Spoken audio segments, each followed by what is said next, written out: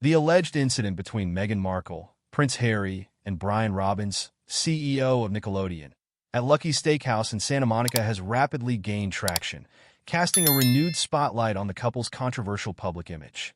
According to reports, this incident occurred in June, following their high-profile visit to the United Kingdom for the Queen's Platinum Jubilee. If true, this confrontation exemplifies an increasingly familiar narrative that portrays Meghan and Harry's perceived entitlement and insensitivity, sharply juxtaposed with their carefully cultivated image as advocates for equality and empathy.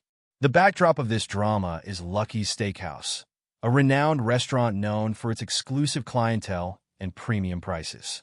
The establishment's luxurious ambience and costly menu make it a go-to destination for celebrities seeking both privacy and exceptional service.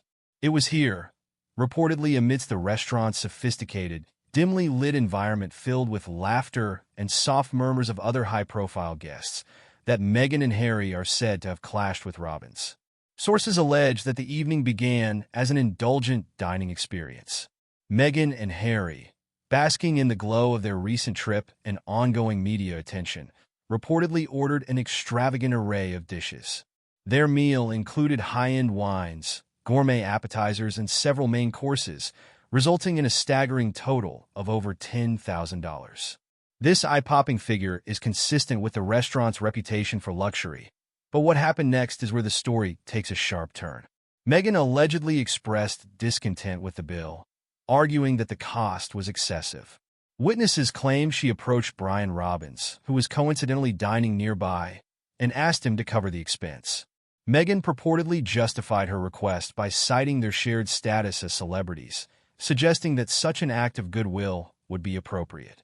Robbins, however, was firm in his response, making it clear that the listed prices were non-negotiable and that he did not extend preferential treatment to any guest, regardless of fame. Eyewitnesses recount that the tension escalated as Meghan continued to argue, reportedly invoking her position and social stature to press her case.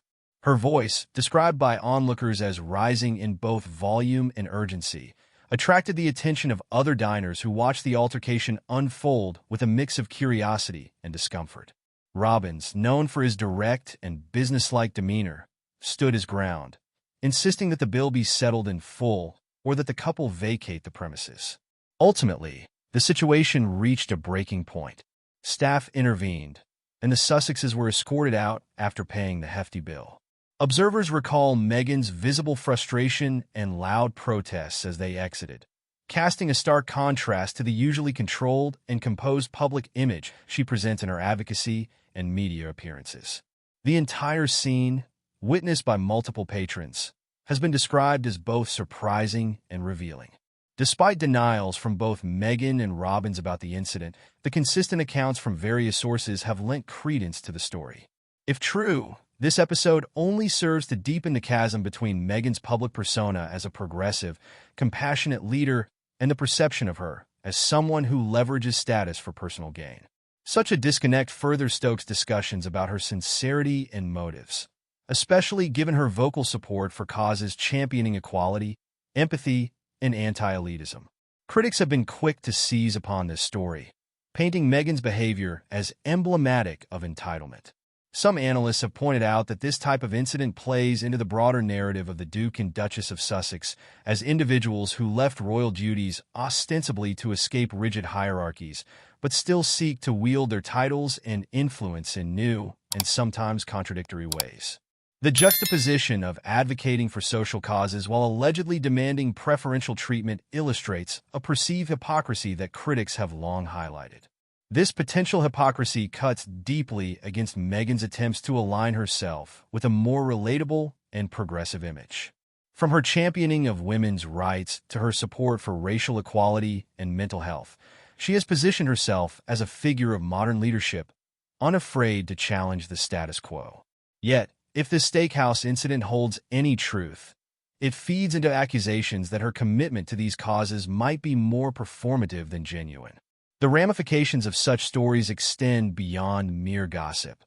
They shape public opinion and fuel persistent skepticism. Observers recall past situations that have similarly eroded public trust in Meghan and Harry's narratives. For instance, Meghan's past decisions and public appearances, sometimes seen as tone-deaf or poorly judged, have sparked criticism. These include wearing exorbitantly expensive attire to events aimed at drawing attention to underprivileged communities, as noted in past instances during visits to countries like Nigeria.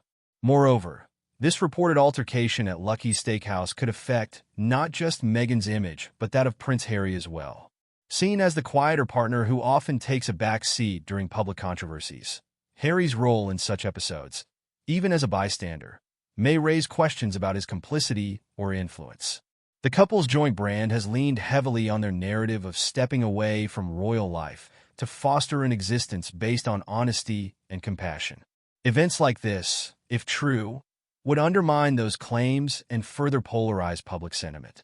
For their supporters, Meghan and Harry are seen as champions of modern values, individuals navigating unprecedented challenges while advocating for causes close to their hearts. Yet, detractors argue that their actions do not always align with their rhetoric, pointing to a gap between the messages of empowerment and inclusion they promote and how they conduct themselves in the public eye. As the story gains momentum, the denials from both parties may not be enough to halt its spread. In an era where public image is more fragile and subject to intense scrutiny than ever before, stories like this can leave an indelible mark. For Meghan, who has struggled with perceptions of insincerity, another public relations blow could mean a significant setback in rebuilding her reputation as a legitimate and empathetic voice in both media and advocacy. Should more witnesses or evidence surface to corroborate these accounts, Meghan may face increased pressure to address the story head-on. Otherwise, this reported incident risks becoming yet another thorn in the ongoing battle between public perception and the complex reality of Meghan and Harry's post-royal life. In the meantime, the divide between their self-styled narrative and the stories that continue to emerge only deepens, highlighting the complicated path the couple navigates in their pursuit of redefining their public personas.